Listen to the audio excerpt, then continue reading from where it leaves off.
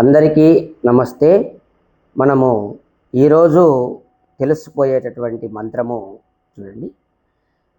హరిం మృజన్య ఋషో నయుజ్యతే సంధేనుభిః కలశే సోమే అజ్యతే ఉద్వాచమీరయతి హిన్వతే మతి పురుష్టుతస్య కతిచిత్ పరిప్రియః.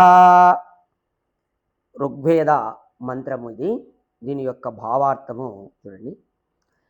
శరీర ఇంద్రియాలను శుద్ధిపరుచుకునే రీతిగా జీవాత్మను కూడా పురుషుడు పరిశుద్ధపరుచుకోగలడు.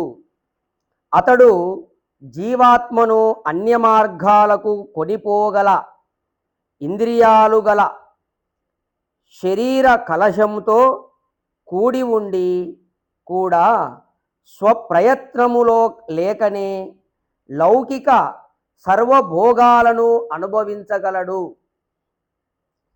ఆనందంతో పరమాత్ముని యొక్క సన్నుతి చేయగలడు. సర్వజన సేవితుడైన భగవానుడికి పరమ ప్రేమపాత్రుడై సత్ప్రవర్తన కలిగి సదా ప్రవర్తిస్తాడు. చూడండి, చాలా మనకు ఎంతో ఇంపార్టెంట్ అయినటువంటి మంత్రం. ఇక్కడ మనకు గురువుగారు ఏం చేశారంటే, వేదములో అనేక మంత్రాలు ఉన్నాయి కదా, అయితే మనకు అందరికీ జనాలకు బాగా ఇంపార్టెంట్గా ఉన్నటువంటి ప్రధానమైనటువంటి మంత్రాలను ఇక్కడ ప్రతిరోజు ఒక మంత్రంగా 365 రోజులకు 365 మంత్రాలను తెలియజేశాడు. ఇక్కడ మనము గమనించవలసింది ఏంటంటే, ప్రతి ఒక్కరూ కూడా అన్ని మంత్రాలు అన్ని భావార్థాలు తెలుసుకోవాలంటే తెలుసుకోలేరు. ఎవరో ఎంతో జిజ్ఞాస ఉన్నటువంటి వారు ఆ ప్రయత్నం చేస్తుంటారు. కాకపోతే అందరూ చదవలేరు కూడా. చాలామంది చదువు రాని వాళ్ళు కూడా ఉంటారు. మరి వారందరూ ప్రతి ఒక్క వేద మంత్రాన్ని అర్థంగపూర్వకంగా తెలుసుకోలేరు. కాబట్టి ఈ విధంగా కొన్ని ఇంపార్టెంట్ అందరి మానవులకు చాలా అవసరము, వారు విని కొంత బాగుపడి కొంత వాళ్ళకు జిజ్ఞాస కలిగే విధంగా ఈ వేదాల పట్ల, ధర్మం పట్ల, ఈశ్వరుని పట్ల జిజ్ఞాస కలగడానికి కొన్ని ఇంపార్టెంట్ అయినటువంటి మంత్రాలను ఇక్కడ మనకు తెలియజేయడం జరిగింది. ఇందులో ఈ మంత్రములో వివరణ చూడండి. ఓ మానవుడా, భగవంతుడు చెప్తున్నాడు. ఓ మానవుడా అంటే ఇక్కడ ప్రతి మంత్రము భగవంతుడే చెప్పేది. కాబట్టి ఇక్కడ ఓ మానవుడా ఎందుకు చెప్పాడంటే, అందరూ మనుషులకే నేను చెప్పేదని తెలుసుకోవాలి. ఇది వేదం ఉండేది ప్రతి మనిషి తెలుసుకోవడానికే, ప్రతి మానవుడు తెలుసుకోవాలి వేదం. ఓ మానవుడా, ఆత్మను పరిశుద్ధపరచుకో. చూడండి, ఇక్కడ ఈ పరమాత్ముడు ఈ మంత్రంలో మనకేం చెప్తున్నాడంటే, నీ ఆత్మను, ఏది జీవాత్మను, నీలో నీ శరీరంలో మనిషి శరీరంలో ఉన్నటువంటి ఆత్మ, జీవాత్మ ఏదైతే ఉందో దాన్ని పరిశుద్ధపరచుకో. జీవుని పవిత్రంగా ఉంచుకో. నీ శరీరంలో ఉన్నటువంటి జీవుని నువ్వు పవిత్రంగా ఉంచుకో అన్నటువంటి సందేశము అన్ని ఎడలా వినపడుతూ ఉంటుంది. కానీ ఎలా పవిత్రపరుచుకోవాలో చెప్పేవారు మాత్రం ఎవరూ కనపడరు. కానీ వేదము ఈ సమస్యకు హరిం మృజంత్య ఋషోనా అని చెప్పబడింది, ఈ మంత్రంలో చెప్పబడింది. అయితే ప్రతి ఒక్కరూ నువ్వు పవిత్రుని కా అంటున్నారు, ఎలా కావాలి అని చెప్పడం లేదు. కానీ ఇక్కడ వేదం చెప్తున్నది, పరమాత్ముడు చెప్తున్నాడు, నీవు జీవుని ఎలా పవిత్రంగా ఉంచుకోవాలి అంటే ఈ మంత్రం చెప్తుంది. చూడండి, ఇంద్రియాలను పరిశుభ్రపరుచుకునే రీతిగా జీవాత్మను కూడా పరిశుద్ధపరుచుకో అని సోదాహరణంగా మార్గాన్ని సూచించింది. అయితే ఈ సందర్భంలో ఇంద్రియాలను ఎలా పరిశుద్ధపరచాలి అన్న మరో ప్రశ్న ఉదయిస్తుంది. జిజ్ఞాస ఉండాలే కానీ సమాధానం దొరకదా? చూడండి, ధర్మశాస్త్రంలో మను మహర్షి దీనికి సమాధానాన్ని ఇలా చెప్పాడు. అయితే ఇక్కడ ఈ మంత్రంలో మనకు భగవంతుడు ఏం చెప్తున్నాడంటే, నీ ఇంద్రియములను నువ్వు ఎట్లయితే పవిత్రం చేసుకుంటావో ఆ విధంగా నువ్వు జీవాత్మను కూడా పవిత్రం చేసుకో అని చెప్తున్నాడు. అంటే దాన్ని ఎలా పవిత్రం చేసుకోవాలనే దానికి మన ఋషులు చెప్తున్నారు చూడండి. ఇంద్రియాణం విచరతాం విషయేష్వ పహారిషు సంయమే యత్నమాతిష్ఠేద్ విద్వాన్ ఎంతేవ వాజినాం. ఇది మనుధర్మశాస్త్రంలో శ్లోకం. చూడండి దీని భావం ఏమిటంటే, నిపుణుడైనటువంటి సారథి గుర్రాలను సక్రమంగా నడిచే విధంగా ఎలా నియంత్రణ చేస్తాడో, అలాగే విద్వాంసుడు చెడు మార్గమైన విషయాల వెంట పడిపోయే విధంగా చేసే చంచల స్వభావము గల ఇంద్రియాలను సంయమనం అంటే నిగ్రహం చేస్తాడు. చూడండి చాలా చాలా అద్భుతమైనటువంటి, మనకు ఎంతో అవసరమైనటువంటి శ్లోకం ఇది. బాగా ఎవ్వరు ఈ శ్లోకాలను కూడా కొంతమంది విని ఉండరు. మనుస్మృతిలో ఉన్నటువంటి శ్లోకాలు చాలామందికి తెలియవు. ఇవి ప్రచారం చేయడం లేదు మనుస్మృతి శ్లోకాలను. మనుధర్మశాస్త్రం చాలా గొప్పది ఇది. అటువంటి మనుధర్మశాస్త్రంలో అక్కడ ఏంటంటే, మానవుడు ఏ ధర్మశాస్త్రాలను అనుసరించాలి, ఎట్లా పాటించాలని మనుస్మృతిలో మను మహర్షి చెప్పాడు. ఇక్కడ ఈ శ్లోకంలో ఏం చెప్తున్నాడంటే, ఒక గుర్రపు సారథి అంటే గుర్రాన్ని బాగా, రథాన్ని గుర్రాలను సక్రమంగా తీర్చే మంచి నైపుణ్యం గల సారథి ఆ గుర్రాలను సక్రమంగా నియంత్రణ చేస్తాడు, మంచి టాలెంట్ ఉన్నటువంటి వాడు. అట్లనే విద్వాంసుడు కూడా ఈ ఇంద్రియాల యొక్క స్వభావం ఏమిటంటే, ఇవి ఎప్పుడు చెడు మార్గమే పోవాలంటాయంట. గుర్తుపెట్టుకోండి, మన ఇంద్రియాలు చెడుకే ఆకర్షణ అవుతాయంట. అటువంటి స్వభావం కలిగినటువంటి ఇంద్రియాలు మంచి విద్వాంసుడు ఏం చేస్తాడంటే, అంటే ఇట్లా గుర్రమును, అంటే గుర్రాలు కూడా ఒక మంచి సారథి లేకపోతే అవి ఇష్టం వచ్చినట్టు పోతాయి. ఇక్కడ మనకు ఆ ఋషి ఏం చెప్తున్నా అంటే, ఇంద్రియాలను గుర్రాలతో పోల్చాడు. అప్పుడు మనం కూడా ఇక్కడ మంచి విద్వాంసుడు ఏం చేస్తాడంటే, ఈ ఇంద్రియాలను చెడు వైపు పోకుండా అడ్డగిస్తాడు, నియంత్రణ చేస్తాడు, సంయమం చేస్తాడు. అది ఎవరు చేసేది? సామాన్య మనుషుడు చేయలేడు, విద్వాంసుడు చేయగలుగుతాడు. అంటే మంచి బాగా వేదమును అధ్యయనం చేసినటువంటి విద్వాంసుడు తన ఇంద్రియాలను చెడు వైపు ఆకర్షణ కాకుండా సంయమనం, నియంత్రణలో ఉంచుతాడు అని ఇక్కడ మనుస్మృతిలో మను మహర్షి చెప్తున్నాడు. ఇంకా చెప్తున్నాడు చూడండి, ఇంద్రియాణం ప్రసంగేన దోష మృచ్యత్య సంశయం సంయమ్య తు తాన్యేవ తతః సిద్ధిం నియచ్చతి. అంటే దీనిని బట్టి ఇంద్రియాలను పరిశుద్ధము చేసే ఉపాయం కేవలము సంయమనము ఒక్కటే అన్నది స్పష్టము. అంటే మన ఇంద్రియాలు, అంటే ఈ ఇంద్రియాలు శుద్ధి కావాలంటే మనం సంయమనం చేయాలి దానను. అంటే చెడు వైపు పోకుండా మనం అడ్డగించాల, అదొక్కటే మార్గము, వేరే మార్గం లేదు. ఇంద్రియాలను మనము చెడు వైపు ఆకర్షణ చేయకుండా వాటిని నియంత్రిస్తే అప్పుడు ఆ ఇంద్రియాలు పవిత్రం అవుతాయి, శుద్ధి అవుతాయి. దీనివల్లనే ఇంద్రియాలు కూడా స్వాధీనమవుతాయి. చూడండి, ఇలా చేయడం వల్ల ఏమవుతాయి? ఆ ఇంద్రియములు నీ స్వాధీనంలోకి వస్తాయంట. ఈ ప్రయత్నంలో విఫలమైతే ఇంద్రియాలు అదుపు తప్పి ప్రవర్తించి అనేక పాపకార్యాలను చేయిస్తాయి. నువ్వు గినక ఈ ఇంద్రియాలను సంయమనములో పెట్టలేకపోయావనుకో, ఆ ప్రయత్నము నువ్వు విఫలమైనావనుకో, చేయలేదు విఫలమైనావనుకో, అప్పుడు నిన్నేం చేస్తాయి? ఆ ఇంద్రియాలు అనేకమైన ఘోరమైనటువంటి పాపకార్యాలను చేయిస్తాయి.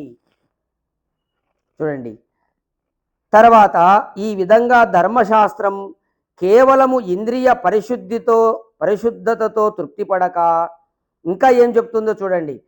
మనుధర్మశాస్త్రంలో అద్భిర్గాత్రాని శుద్ధంతి మనః సత్యేన శుద్ధతి విద్యా తపోభ్యాం భూతాత్మ బుద్ధిర్జ్ఞానేన శుద్ధతి. ఇంకా ఒక్క ఇంద్రియములొక్కటే శుద్ధి కాదు, ఇంకా మనం ఏమేమి శుద్ధి చేసుకోవాలనే విషయంగా కూడా మనుస్మృతిలో మను మహర్షి చెప్తున్నారు. చూడండి, మనము నీటితో శరీర అవయవాలు శుద్ధి చేసుకోవచ్చు, సత్యశీలముతో మనస్సును శుద్ధి చేసుకోవచ్చు. విద్యా తపస్సుల చేత ఆత్మను శుద్ధి చేసుకోవచ్చు. వివేకము చేత గడ్డిపోచ నుండి బ్రహ్మపర్యంతము పవిత్రతను పరిశుద్ధతను పొందుతున్నాయి అని చెప్పబడింది.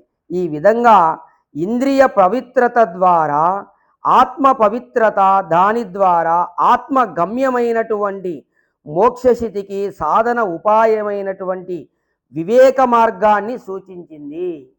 అంటే ఈ విధంగా మనము ఒక్కొక్కటి శరీరంలో ఉన్నటువంటివన్నీ కూడా పవిత్రము చేసుకోవడం వల్ల ఏమవుతుంది, మన జీవాత్మ లక్ష్యమైనటువంటి మోక్షాన్ని మనం చేరుకోగలుగుతాము. అది ఈ దారి అన్నమాట ఇదంతా కూడా. ఈ విషయాన్ని అటుంచి ప్రస్తుత అంశమైనటువంటి ఇంద్రియ పరిశుద్ధతకు హేతువైనటువంటి సంయమాన్ని గూర్చి విచారిద్దాం. ఇలా శాస్త్రాల్లో చెప్పబడింది. అయితే మనం ఇక్కడ ప్రధానమైన పాయింట్ ఏంటంటే, మనం ఇంద్రియాలను ఎట్లా శుద్ధం చేసుకోవాలనే విచారణ చేద్దాం. చూడండి, ఇక్కడ మంత్రములో ఇంద్రియాలు హరి శబ్దం చేత చెప్పబడ్డాయి. ఈ మంత్రంలో ఇంద్రియాలకు హరి అనేటటువంటి శబ్దం ఉన్నది. హరి శబ్దానికి హరించునది అని యౌగికార్థం. అంటే బలీయమైన తమ శక్తి చేత ఇంద్రియాలు ఆత్మను వశపరుచుకొని మంచి కానీ చెడు కానీ మార్గాల వైపునకు హరించుకొని, అంటే లాగుకొని పోవడం వాటి స్వభావము. అందుకే ఇంద్రియము హరిశబ్ద యోగ్యమైంది. చూడండి, ఇక్కడ హరి అంటే హరించున్నదంట. అంటే ఈ ఇంద్రియాలనేటివి ఆత్మను కూడా లాక్కొని పోతాయంట. చూడండి, దాని యొక్క శక్తి చెప్తున్నాడు ఇక్కడ, ఎంత శక్తి. అయితే అది ఏ మార్గం, మంచి మార్గానికి కూడా లాక్కోపోతాయి, చెడు మార్గానికి కూడా లాక్కోపోతాయి. అటువంటి లాగకపోయేటటువంటి శక్తి దానికి ఉందంట ఇంద్రియాలకు. అందుకే దానికి హరి అనే శబ్దము ఇక్కడ ఈ మంత్రంలో పరమాత్ముడు చెప్తున్నాడు. అంటే ఇంద్రియముల గురించి చెప్తున్నాడు. గుర్తుపెట్టుకోవాలి ఇదందరూ కూడా. మన ఇంద్రియాలు ఏమిటి, దాంట్లో ఏమి శక్తి ఉంది, అది విషయంగా ఇక్కడ తెలియజేస్తున్నాడు పరమాత్ముడు. అసలు ఆత్మ అనేది ఇంద్రియాలకు వశపడుతుంది. అంటే అందుబాటులో ఉన్నటువంటి భోగాలను అనుభవించాలనో, లేదా అందుబాటులో లేకున్నా ఎలాగైనా భోగాలను అనుభవించాలనో అన్న భావనయే. ఇక్కడ ఆ భావన వల్ల ఇంద్రియాలకు ఆత్మ వశపడతా ఉంది. దేనికి? ఆ ఆత్మ భోగాలు అనుభవించడానికి ఇంద్రియాలకు వశమవుతుంది. అది చెప్పబడతా ఉంది. ఆత్మను ఇంద్రియాలకు వశపరుస్తూ ఉంది. ఈ భావన శ్రేయోదాయకం కాదు. అయితే ఇది మంచిది కాదు. దైవము భోగ్య వస్తువులను ముందుగానే సిద్ధము చేసి వానిని అనుభవింపదగిన ఇంద్రియాలతో కూడిన శరీరములోనికి జీవుడిని ప్రవేశింపజేశాడు. అయితే నువ్వు ఏం పాకులాడాలని ఏం లేదు. భగవంతుడు ఆల్రెడీ మొత్తం భోగ్య పదార్థాలన్నీ సిద్ధం చేసే నిన్ను శరీరంలోకి చేసి పంపాడు.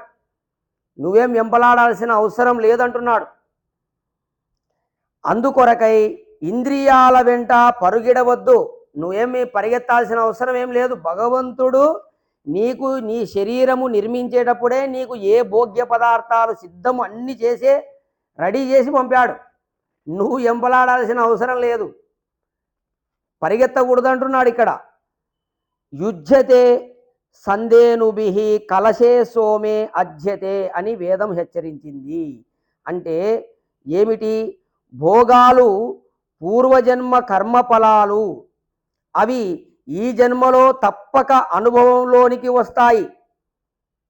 చూడండి, ఎంతటి అద్భుతమైనటువంటి పాయింట్ ఇక్కడ.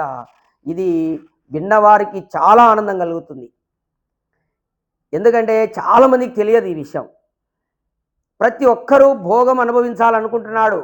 చూడండి, ఇక్కడ భోగములు అనుభవించడం అనేది పూర్వజన్మలో చేసి ఉంటే నువ్వు అనుభవిస్తావు, లేకపోతే లేదు. స్పష్టంగా చెప్పబడతా ఉంది. పూర్వజన్మ కర్మ ఫలాలు భోగాలు. పూర్వజన్మలో బ్యాలెన్స్ లేదనుకో, ఈ జన్మలో నువ్వు ఎంతన్నా తప్పించు, నీకు భోగమే ఉండదు. అది గత జన్మల్లో నువ్వు చేసి ఉంటే ఈ జన్మలో అనుభవిస్తావు భోగం. కాబట్టి నువ్వు పాకులాడి ఉపయోగం లేదంటున్నాడు.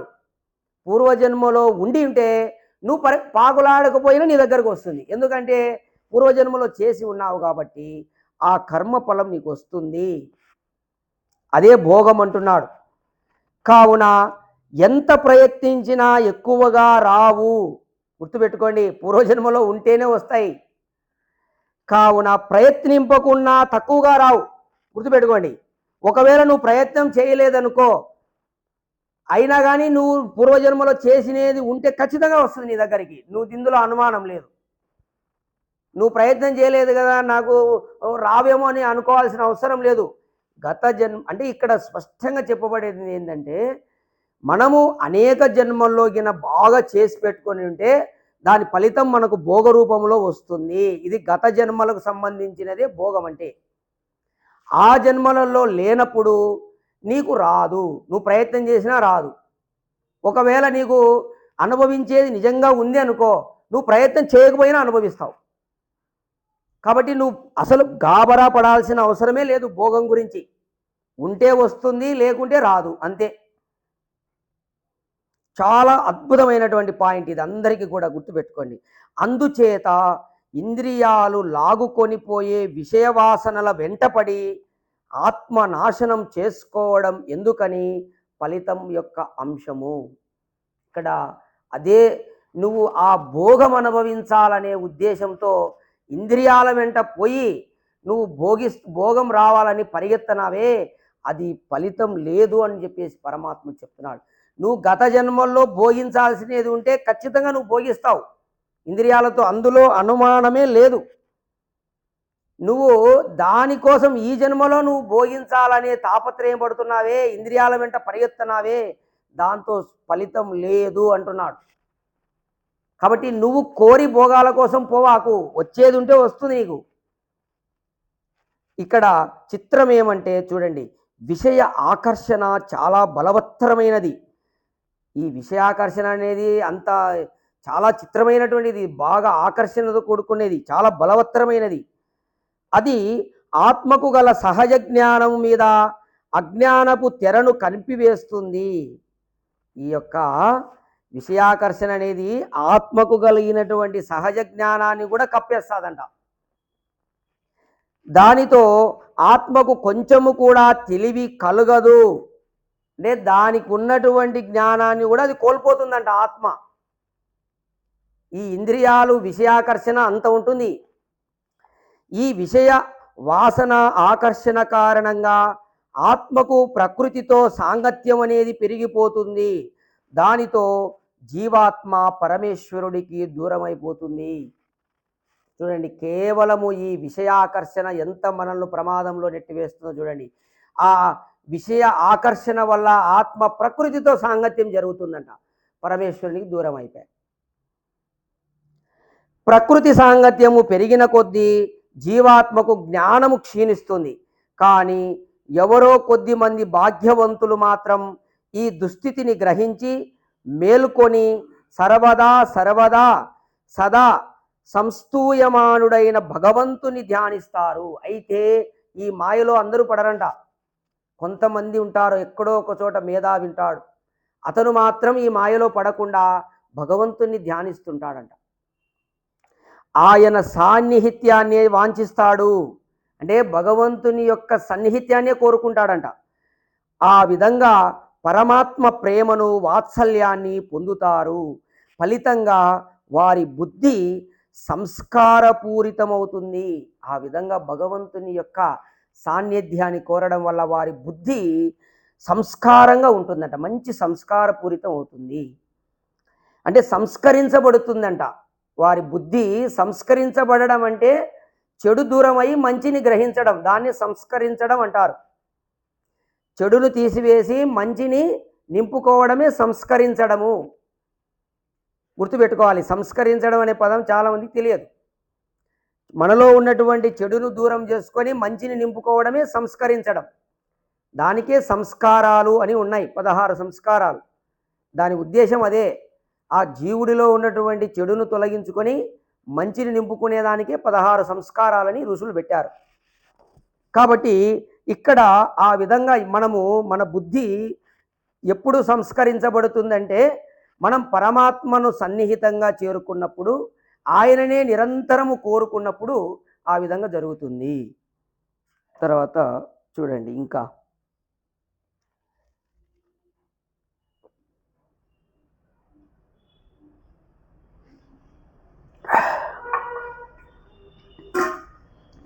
కొద్దిగా చాలా సబ్జెక్టు మ్యాటర్ ఇది అంతా కూడా. తొందరపడితే మన జీవితానికి సంబంధించినటువంటి విషయాలు ఇవన్నీ కూడా మనము తొందరగా అందరూ లోకంలో ఏమనుకుంటారంటే తొందరగా జరిగిపోవాలనుకుంటున్నారు. తొందరగా ఏది జరగదండి. నెమ్మదిగానే జరుగుతూ ఉంటుంది. అంత ఒక్క నిమిషం 2 నిమిషాల్లో నాకంతా తెలిసిపోవాలంటే కాదు.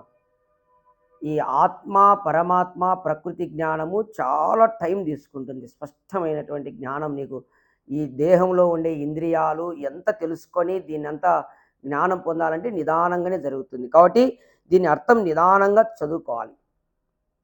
చూడండి, దాని వలన బుద్ధి విషయవాసన పరాన్ముఖమై వారి ప్రవర్తన కూడా జ్ఞాన ప్రవర్తితమవుతుంది. ఈ విధంగా బుద్ధి సంస్కారం అయిన తర్వాత ఏమవుతుంది? ఆ బుద్ధి విషయవాసనకు పోదుగా, దానికి ఆపోజిట్లో వెళ్తుందంట. దానికి పరాన్ముఖమై వారి ప్రవర్తన కూడా జ్ఞాన ప్రవర్తితమవుతుంది. వారు అటువంటి వారు మంచి వారి ప్రవర్తన, వారు చేసే కర్మలు అన్నీ జ్ఞానపూర్వకంగా ఉంటాయి.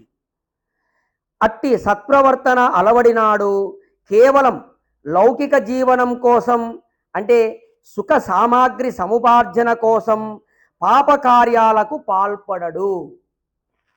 అంటే కేవలము భౌతికమైనటువంటి ఇటువంటి ఈ సంపదల కోసం మనం పాపం చేసి ఇవి సంపాదించుకోవాలనా అనేటటువంటి బుద్ధి కలుగుతుందంట వానికి. ఎప్పుడు బుద్ధిలో ఆ సంస్కారం అనేది వచ్చినప్పుడు ఇటువంటి జ్ఞానం కలుగుతుందంట వాడికి. అంటే ఈ భౌతికమైనటువంటి ఈ ఈ సంపదల కోసం మనం పాపాలు చేయాలనా అనే జ్ఞానం కలుగుతుంది. అటువంటి పాపకార్యాలకు కూడా వాళ్ళు పాల్పడరంట. వారు ఎప్పుడూ కూడా పరమాత్మచే నిర్ణయించబడినటువంటి భోగభాగ్యాలు తమంత తామే కాలానుగుణంగా తప్పక సంప్రాప్తించగలవన్నటువంటి విశ్వాసంతో జీవిస్తారు.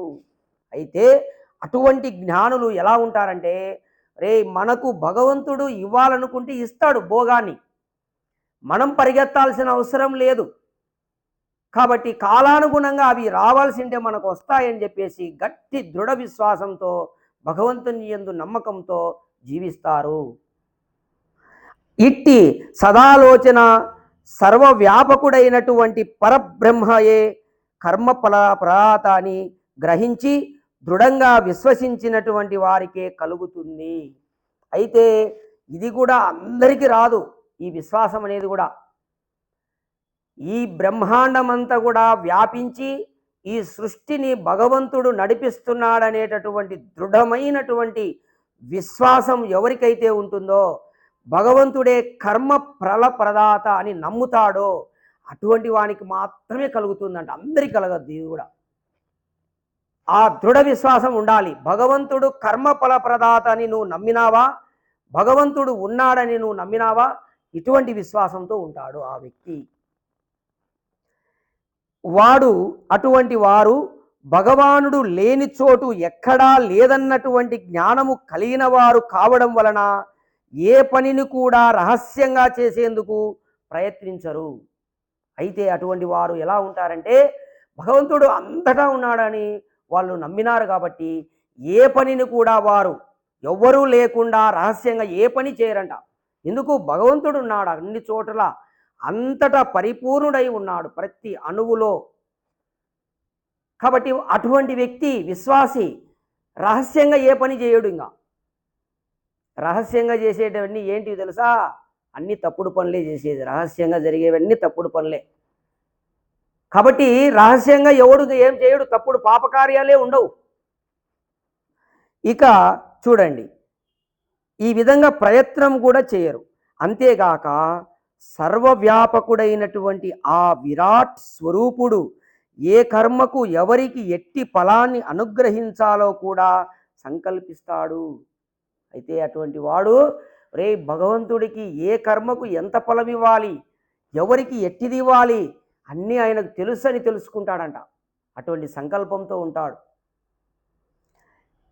ఆ విధంగా జీవులకు కర్మ ఫలప్రదాతయై ఉంటాడు అన్న సద్భావనతో వారు జీవిస్తూ ఉంటారు. అట్టి సజ్జన జీవనంతో వారి యొక్క పాప కర్మ ఫలాలు దగ్ధమైపోతాయి.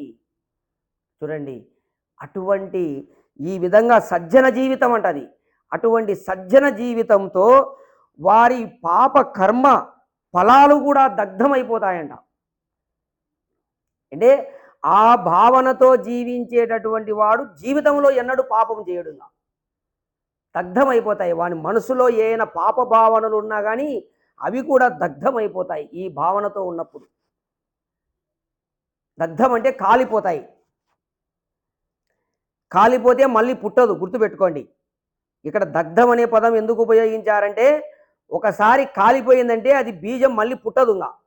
మీరు కూడా వ్యవసాయం చేసేటప్పుడు పంట అయిపోతానే అంత కాలుస్తుంటారు భూమి, అక్కడంతా మొక్కలు ఎందుకు మళ్ళీ అవి మొలకెత్తద్దని. కాలుస్తే ఇంకా మొలకెత్తవు. ఇక్కడ కూడా ఆ పాపకర్మ భావనలు ఏవైతే ఉంటాయో మన లోపల అవి దగ్ధమైపోతాయి, ఇంకా మళ్ళీ పుట్టవు అవి. ఎప్పుడు నీకు ఈ విధమైనటువంటి సజ్జన భావన రావాల. ఏది? భగవంతుణ్ణి నమ్మడం అనేది ఇలా రావాల ప్రాసెస్. ఇట్టి విజ్ఞానము సర్వజన సాధారణం కాదు. అయితే ఇది అందరికీ రాదు, గుర్తుపెట్టుకోండి. ప్రతి మానవుడు ఇట్లా అవుతాడంటే కాడు, ఇది అందరికీ రాదు. అందుచేత జీవులు తమ నైసర్గిక అజ్ఞానం వలన పాప కూపములో పడగొట్టే పాప కృత్యాలను చేసేందుకు సిద్ధపడుతూ ఉంటారు. ఇట్టి దురవస్థ నుండి ముక్తి పొందాలని ఆకాంక్షించేటటువంటి జీవులు దైవ ధ్యానం విధిగా చేయాలి. అయితే అందరికీ రాదు ఇది. అయితే దీని నుంచి నేను గడ్డన పడాలని ఎవడైతే అనుకుంటాడో, ఈ పాపము నుంచి నాకు వద్దు అని ఎవడు విముక్తుడు కావాలనుకుంటాడో అటువంటి వాడు నిత్యము దైవ ధ్యానం చేయాలి. ఇది వాళ్ళకే ఇది. అందరూ మీరు విన్న వాళ్ళందరూ కూడా ఈ విధంగా నడుచుకోవాలంటే నడుచుకోలేరు. ఎవడికి ఆకాంక్ష ఉంటుందో, ఏది దేని మీద, ఈ పాపము నుండి నేను బయటపడాలనేటటువంటి ఎవడికైతే ఆకాంక్ష ఉంటుందో వాడు నిత్యము దైవ ధ్యానం చేయాలి. చేసినప్పుడే ఇదంతా జరుగుతుంది. నిత్యము దైవ ధ్యానం విధిగా చేయాలి. దైవ ధ్యానం వలన కామక్రోధాది అరిషట్ వర్గము నశిస్తుందని మను మహర్షి చెప్పడం జరిగింది. చూడమ్మా, అద్భుతమైనటువంటి విషయం. ఈ విధంగా నువ్వు దైవాన్ని నిత్యము ధ్యానం విధిగా చేయడం వల్ల నీ లోపల అనేక కోట్ల సంవత్సరాల నుంచి, ఎన్నో కల్పముల నుంచి వస్తున్నటువంటి అరిషడ్ వర్గములు, కామ క్రోధ లోభ మోహ మద మాత్సర్యములు అనేటటువంటి ఈ అరిషడ్ వర్గములు నశిస్తాయి. దైవ ధ్యానంలో అంత శక్తి ఉన్నది. కావున ప్రతి ఒక్కరు కూడా ఈ విధంగా దైవ ధ్యానం చేసేందుకు ప్రయత్నం చేయాలి. ఎవరు? విముక్తుడు కావాలనుకున్నవాడు ఖచ్చితంగా చేయాలి. అప్పుడే అతను పోగొట్టుకుంటాడు ఈ కామక్రోధాలు. లేకపోతే పోగొట్టుకోలేడు. నీకు కోరిక ఉంది, ఏది, నేను పాపాలకు దూరంగా ఉండాలని, కానీ నువ్వు దైవ ధ్యానము చేయవనుకో, నీకు పోవవి. ఉపయోగం ఏంటి? ఉత్త కోరిక వల్ల ఏం ప్రయోజనం? కాబట్టి ఎవడైతే విముక్తుడు కావాలనుకుంటాడో అతను నిత్యం దైవ ధ్యానం చేయాలి, విధిగా చేయాలి. విధి అంటే ఏంది? ఆ టైములో నువ్వు తప్పకుండా ఎన్ని పనులున్నా మానుకొని చేయాలి, దాన్ని విధి అంటారు. నాకు మళ్ళీ వేరే పని పడింది, ఇది మానుకొని అది మళ్ళీ వేరే పనికి పోవడం అట్లా కాదు. నువ్వు సాయంత్రము 6 గంటల నుండి 7 గంటలకు దైవ ధ్యానం చేయాలని నిర్ణయించుకున్నావు అనుకో, ఆ టైములో నువ్వు బ్రహ్మాండం బద్దలైనా నువ్వు ధ్యానమే చేయాలి, అది విధి అంటారు. దానికే విధి అని పేరు. అటువంటి విధిగా ఎవడు దైవ ధ్యానం, ఆ సమయం నువ్వు ఎంచుకో, డిస్టర్బ్ లేని సమయం. ఆ సమయం కూడా చెప్తున్నా, గుర్తుపెట్టుకోండి. అర్లీ మార్నింగ్ 4 to 5 దైవ ధ్యానానికి అద్భుత సమయం. ఇంతకంటే మంచి సమయం రోజులో ఎప్పుడూ దొరకదుగా. 4 to 5 అంటే 4కే నువ్వు రెడీ ఉండాలి దైవ ధ్యానం కూర్చోవడానికి. ఆ విధంగా దైవ ధ్యానం 4 to 5 కింద చేసినారంటే అద్భుతంగా మీ ధ్యానం కుదురుతుంది. అప్పుడు మీ కామక్రోధాదులు నశిస్తాయి. సమయం కూడా నేను చెప్పాను, ఆ సమయంలో చేసి చూడండి, మీ యొక్క కామక్రోధములన్నీ కూడా నశిస్తాయి. కావున ఈ విధంగా మనకు భగవంతుడు ఈ మంత్రం ద్వారా ఉపదేశం ఫైనల్గా ఏంటంటే భోగభాగ్యాలు అనేటివి మన పూర్వజన్మంలో వచ్చినటువంటివి, పూర్వజన్మంలో చేసిన కర్మ ఫలాలు అవి మనకు ఖచ్చితంగా వస్తాయి. రావాలనుకుంటే మనం వెంపలాడకూడదు. మనం వెంపలాడాల్సింది మన కోరిక ఏమిటంటే మనం పాపాలకు దూరంగా ఉండాలి అని, దూరంగా ఉండి దైవ ధ్యానం చేయాలని పరమాత్ముడు తెలియజేస్తున్నాడు. ఓం తత్సత్. ఆప్ చేయి.